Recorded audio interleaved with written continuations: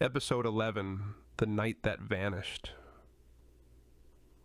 The market's lamps hung low that evening, their glass chimneys streaked as if with soot, their flames reaching thin and tall, straining for breath. The air itself felt distant, muted, dulled.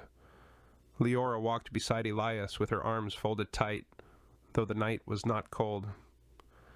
"I feel strange," she whispered. "You should," Elias replied without looking at her. "Your body remembers dawn, even if the market doesn't." She shook her head. "No, not tired. Hollow." She tapped her chest. "Like something's missing." The coin in her pocket was still. That frightened her most. It didn't pulse, didn't flare, just sat there, a weight with no warmth, like stone.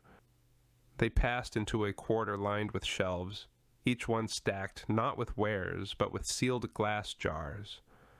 At first Liora thought they held fireflies, tiny lights flickering within, but as she stepped closer, she saw movement in the glow, a child running across fields, a figure spinning beneath lanterns, rain glittering in starlight.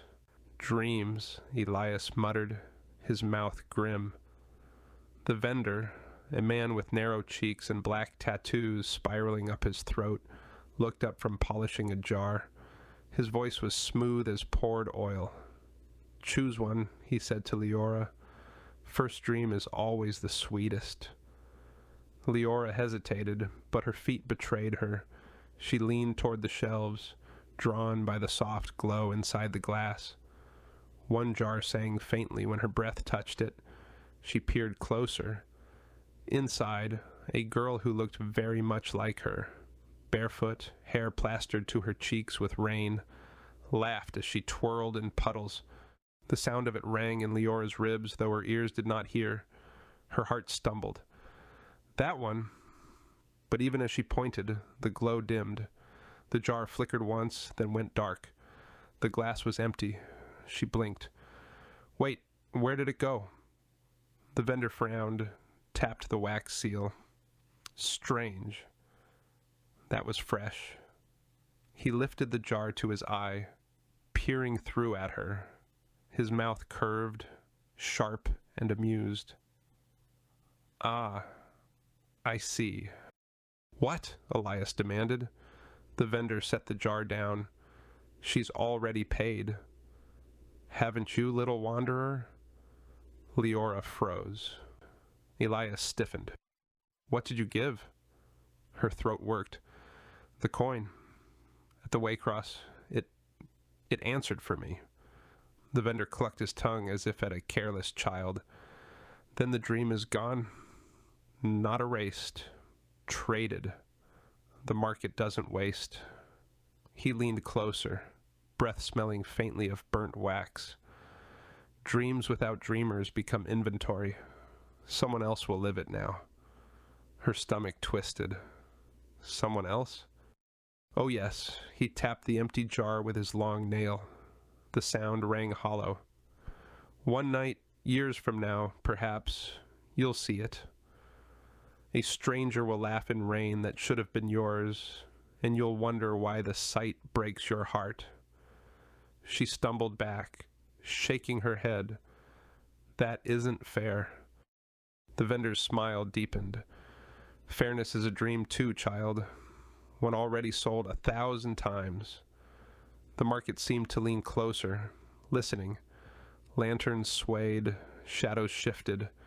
Liora felt eyes from the crowd, not curious, not kind, but hungry.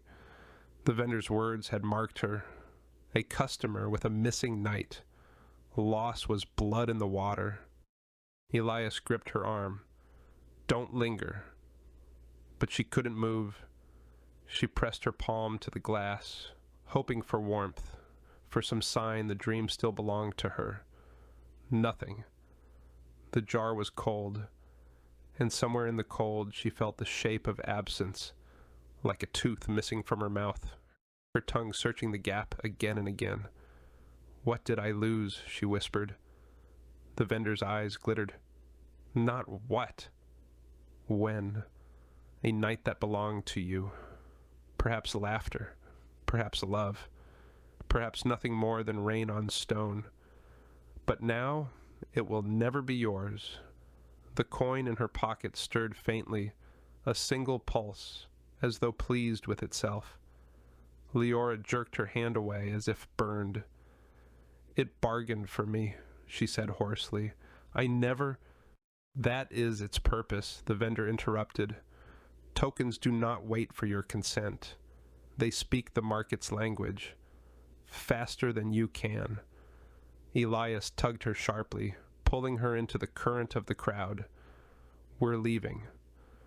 But as they wove through the stalls, Liora couldn't shake the hollow. Not emptiness, scar tissue, raw and aching. A night had been cut from her future, and she could already feel its absence pressing on her ribs like phantom pain. When they reached a lane lit by blue-tinted lanterns, she risked a glance back. The vendor was gone.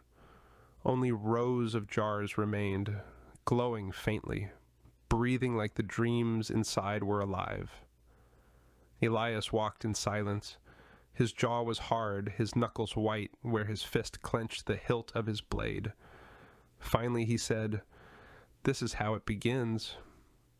The market takes small things first.